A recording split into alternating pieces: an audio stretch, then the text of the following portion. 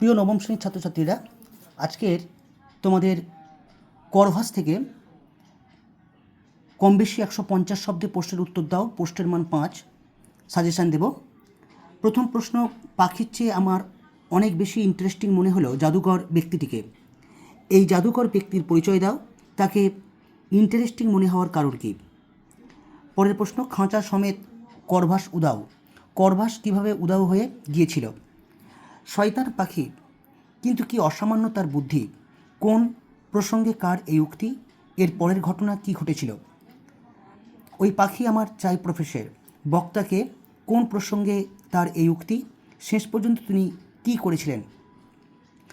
Ornithine যন্ত্রের প্রয়োজন ফুরিয়ে গেছে।